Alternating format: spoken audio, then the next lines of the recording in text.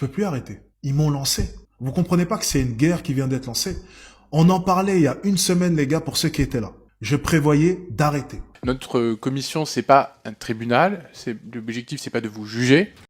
T'es un menteur, voilà, tu mens comme tu respires, t'es un respirateur menteur. TikTok ferme le compte de l'influenceur Alex Hitchens qui avait quitté son audition à l'Assemblée. Alors, cette commission pour les réseaux sociaux s'est faite complètement ridiculiser par des influenceurs, par des gens qui ne sont pas censés se débrouiller dans ce type de situation. Cette audition, comment ça s'est passé? J'ai parlé pendant 1h30, j'ai même parlé plus que prévu. Est-ce que vous avez l'impression d'avoir pu défendre votre opinion? Racontez-moi un peu ce que vous avez... J'ai tout dit, madame. C'est-à-dire tout dit quoi? Qu'est-ce que vous voulez dire? Merci beaucoup. Merci beaucoup.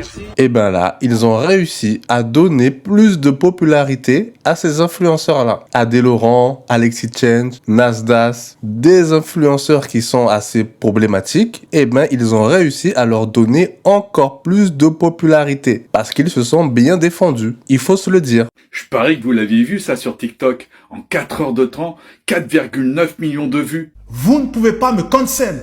Et les séquences, là maintenant, qui sont en train d'être dites, seront retranscrites où? Sur TikTok. Et sur tous mes comptes. Parce que j'ai fait en sorte qu'il y ait plus de 30 comptes qui seront créés dès demain. Avec plus de 50 000 € investis dans une cagnotte. Je vais dire ce que je pense jusqu'au bout. Et il y aura des milliers de personnes pour m'écouter. Des millions de personnes qui m'écouteront. Que vous le vouliez ou non, que vous me bannissez ou non. J'espère que TikTok France est en train de me regarder là maintenant. Vous ne pouvez pas m'arrêter. J'ai trop d'argent, je peux créer des milliers de comptes. Et tant qu'il n'y a pas eu un décret officiel, tant qu'il n'y a pas eu le tribunal qui m'a dit droit dans les yeux, si tu recrées du compte sur TikTok, si tu recrées du contenu sur TikTok, on te met en prison, je vais continuer à le faire. Parce qu'il n'y a rien d'officiel. Vous avez banni mes comptes sans autorisation. Et donc, je vais continuer à vous faire chier. Suspendu jeudi soir, de retour dès le lendemain, l'influenceur Alex Hitchens est réapparu sur TikTok en moins de 24 heures.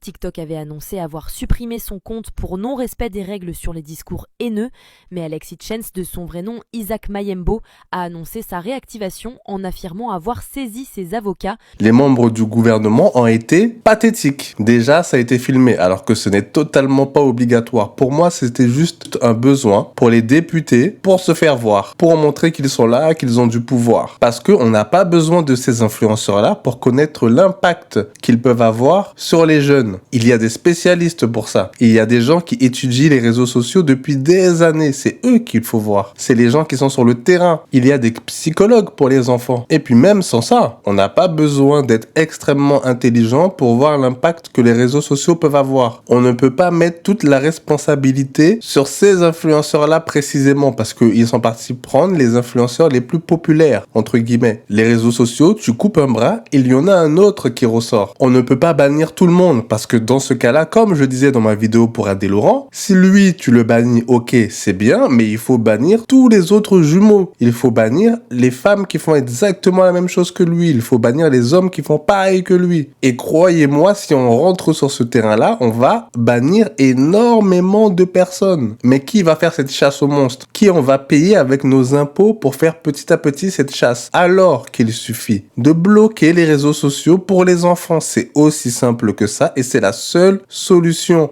Il faut aussi que les parents retombent sur terre. Ils ne peuvent pas avoir un téléphone tactile à cet âge-là, sans contrôle parental pour la plupart en plus. C'est inadmissible. Sur les réseaux, il y a des contenus encore plus méchants, encore plus catastrophiques que ces influenceurs-là, où on peut voir des bras tomber, des têtes tomber. Croyez-moi, les réseaux sociaux, c'est horrible. En plus, je sais même pas pourquoi ils se sont concentrés uniquement sur TikTok. La preuve, ils posaient des questions et l'autre disait mais non, moi je suis sur Snapchat, non, moi je suis sur YouTube. Franchement, une audience bordélique. Ils ont même pas pris la peine d'auditionner TikTok avant pour être bien préparés. Et on a vu qu'avec même les règles du réseau social sur la table, il y avait de la confusion. Les règles n'étaient pas assez précises. Voilà pourquoi les parents ne peuvent pas compter sur les autres pour surveiller leurs enfants. Se poser la question de pourquoi mon enfant est tombé sur cette vidéo-là, mais c'est parce qu'il a un téléphone téléphone tactile, connecté, internet illimité, sans contrôle parental. C'est aussi simple que ça. Mais non, ils vont se dire, bon, on va aller punir l'influenceur. Tout ça, c'est de sa faute. Pour ne pas remettre la faute sur soi. Des enfants, ils ont 5 ans, ils vont sur TikTok. Ce n'est pas adapté. Et les parents les laissent seuls face à toutes ces images. Je n'aime pas Adé Laurent, mais en quoi il est responsable que les jeunes aujourd'hui consomment ce genre de choses? Alors oui, il a une petite responsabilité. Mais le X, ça existe depuis la nuit des temps sur les réseaux. Si lui n'est plus là, eh ben, il y a tous les autres derrière. Par contre, s'il ne peut pas accéder au réseau, plus de problème par rapport à ça. Si les parents font attention, plus de problème par rapport à ça. Comme je l'ai dit dans une de mes vidéos sur les adolescents, téléphone à touche, les numéros des parents, grand-père, tout ce que vous voulez enregistrer dedans avec une géolocalisation et c'est bon, votre enfant est sécurisé. Il n'a pas besoin du dernier iPhone. Mais alors pas du tout. Bon, je vais pas vous refaire la vidéo parce que tout ça, je l'ai déjà dit. Intellectuellement, nous ne sommes pas tous égaux. Il y a des adultes qui sont sensibles à toutes ces vidéos. Alors pour les enfants, n'en parlons même pas. Il y a des adultes qui vont partir faire n'importe quoi parce qu'ils ont suivi un discours masculiniste ou je ne sais quoi, parce qu'ils sont influençables, parce qu'ils ne sont pas psychologiquement stables, émotionnellement stables. Il faut que le monde prenne conscience que chaque personne n'arrive pas sur Terre avec le même cerveau. Tu as des gens qui vont arriver sur Terre avec des envies de meurtre. Ça n'a rien à voir avec l'éducation, par contre. C'est une envie. Généralement, les parents n'oublient pas de dire « Oh, tu sais, c'est pas bien d'éliminer les gens. » Vous allez me dire, donc pourquoi éliminer les réseaux sociaux si c'est juste une question intellectuelle? C'est parce que dans ce lot-là, il y a des gens aussi qui vont arriver et qui seront extrêmement influençables. Tu as des gens qui vont être dans un mal-être profond. Du coup, pour éviter ça, il faut limiter les réseaux sociaux. Ça ne va pas tout arranger. Des enfants qui font n'importe quoi, ça existe depuis la nuit des temps, mais on va baisser le pourcentage. Ça va diminuer certaines addictions, certaines idéologies, parce que oui, Adé Laurent, il a raison sur ce point-là. Écouter de la musique violente toute la journée, pendant plusieurs mois, pour certaines personnes, ce n'est pas bon. Regarder des films violents, même des jeux vidéo violents, pour certaines personnes, ce n'est pas bon. Il y a des gens qui vont très bien réagir, et d'ailleurs, c'est la majorité des gens. Donc, si on peut commencer de plus en plus tard à écouter ce genre de choses, à jouer à ce genre de choses, à regarder ce genre de choses, bah c'est déjà un début. C'est déjà mieux. Et attention, je ne dis pas oui, il ne faut plus regarder de films. Juste les films qui sont extrêmement violents à éviter. Les jeux vidéo extrêmement violents à éviter. C'est pour ça que sur la pochette, il y a des âges. Ce n'est pas pour rien. Tu peux jouer à un Mario Kart sans problème, même depuis tout petit. Ça ne va pas te rendre complètement fou, tant que c'est pas à l'excès, bien sûr. Mais tu vas pas jouer à Resident Evil, par exemple. Tu ne vas pas jouer à GTA. Les gens qui viennent vous dire, oui, les jeux vidéo, c'est à bannir. Non. Les jeux violents, c'est à bannir à partir d'un certain âge. Et la musique, c'est pareil. Par contre, c'est là où il y a de moins en moins de contrôle. À tout âge, ils peuvent tout écouter. Du Damso, par exemple. Le gars peut dire des choses extrêmement crues. Mais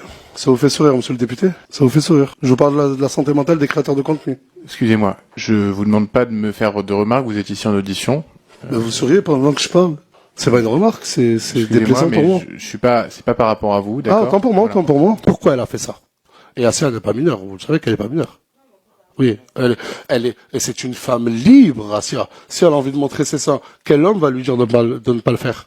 Nasdaq, quelqu'un qui a quand même des réseaux, on va dire, problématiques, qui te dit qui je suis moi pour interdire à une femme de montrer ses... Ça, c'est fort. Utiliser la doctrine d'aujourd'hui, la doctrine de la France pour se défendre, c'est extrêmement fort. Je suis désolé, il faut se le dire. Alexis Chen, qui au début de l'interview te dit que sur TikTok, les gens vont prendre 10 secondes de sa vidéo et ensuite le poster. Et ensuite, tu as le député qui fait exactement la même chose. C'est très très fort. Est-ce qu'il a eu raison de raccrocher? Je sais pas. On était censé être sur des questions et pas sur des accusations, donc ça reste à voir. Là, il faut demander à un avocat. Adé Laurent qui cite toutes les personnes qui sont problématiques, bah je suis désolé, c'est fort et il a totalement raison. Et c'est la bonne défense à adapter dans ces conditions-là. Mais eux, ils ne l'ont pas pré-shot. Ils ont extrêmement mal préparé l'audience. En fait, c'est pas malin. C'est vraiment pas malin. La manière dont ils ont abordé les choses avec ces trois-là, c'est vraiment, vraiment pas malin. Le président de l'Assemblée, moi, il m'a paru un peu...